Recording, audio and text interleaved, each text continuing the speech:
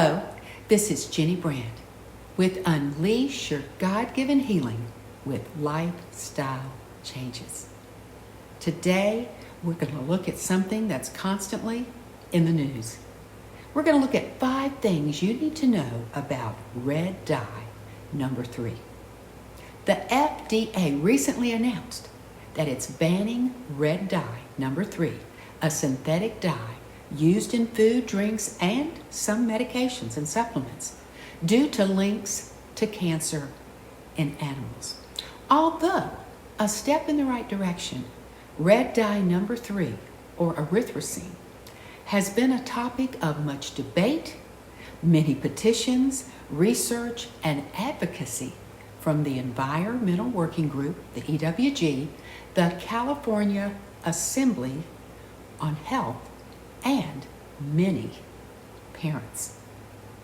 In fact, California itself put a ban on this dye and several other substances in 2023.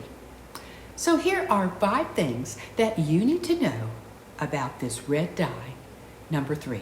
Number 1, although announced in January of 2025, just recently, companies have until January 15th, 2027, 2 years, to remove it from foods, and January 18th, 2028, to remove it from drugs and medications. Therefore, we must learn to read labels when deciding what to buy in the grocery store. We can find alternatives that don't have this until the ban from food in 2027. But there's not much we can do about the medications that have 3 years to transition it out, particularly prescription medications. Number 2, red dye number 3 is an iodine-based petroleum product that's been linked to cancer in animals, as I just mentioned.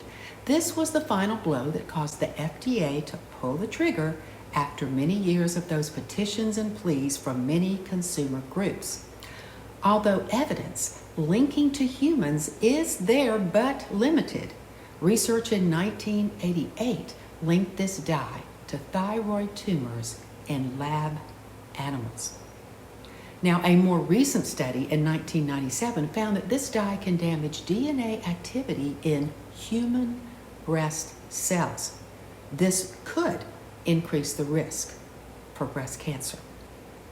Additional animal studies also urge us to use caution with all synthetic dyes, because another study tested 6 dyes, including red dye number 3, and this study concluded from the in vivo and in vitro studies that a high chronic, and I said chronic, intake of food colorings throughout one's entire life is not advisable.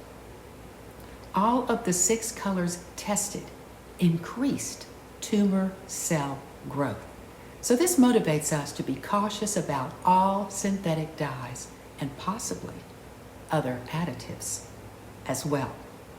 Number 3, some studies suggest that red dye number 3 and several other dyes may exacerbate hyperactivity and attention issues in children. So red dye number 3 has been linked to ADHD, but it's not the only dye.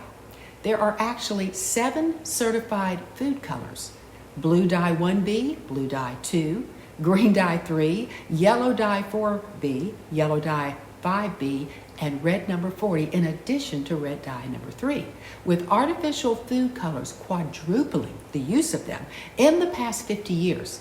The study clearly recommends minimizing children's exposure to artificial food colorings and substituting foods with natural food colorings instead.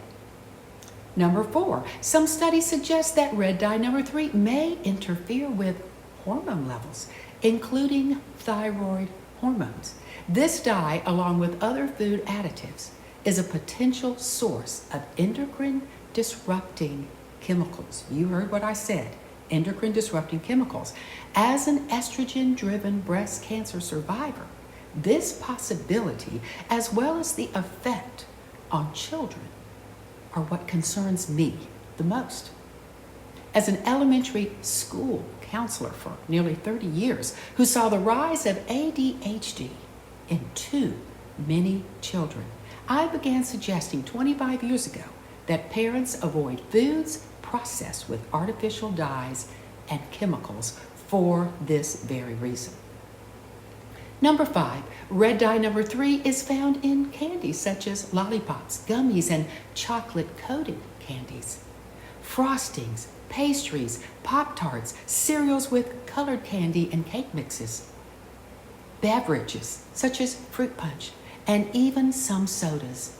And medications and supplements, including children's vitamins. This is why I recommend companies such as Mary Ruth's All Organic Vitamins, which uses natural colors and are made for children.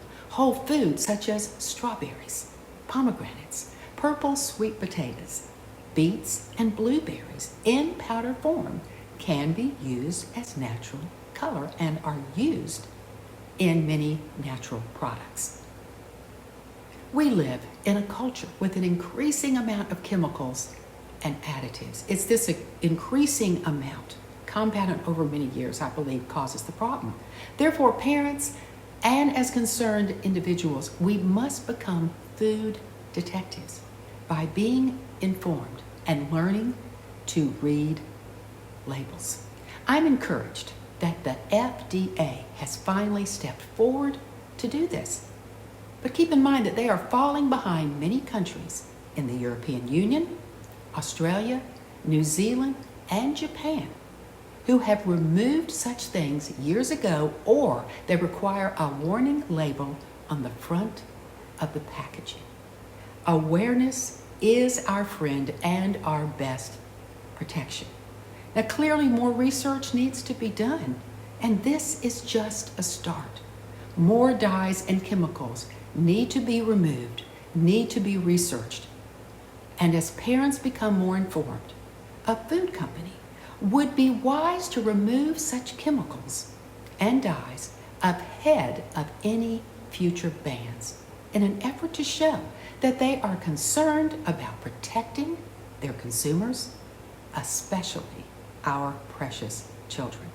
Now that we have a dedicated watchdog at the helm of the Department of Human Services, which oversees the FDA and many other entities that have an impact on our food and medications, I expect more changes to come. I, along with many concerned parents, will welcome those changes. RFK Jr. has been researching these additives and chemicals for years, and I have no doubt that he has plans to do something about it. I hope that this information has been helpful for you. It's important for us to protect our own lives, but especially important for us to protect the health of our children. I hope that you will subscribe to my YouTube channel. Click like on this video, share it, share it, share it. This red dye is all over the news, and people need to understand why it's been banned and that more things need to happen, because awareness and advocacy are two good avenues towards better health. Until next time, here's to your good health, and may God bless.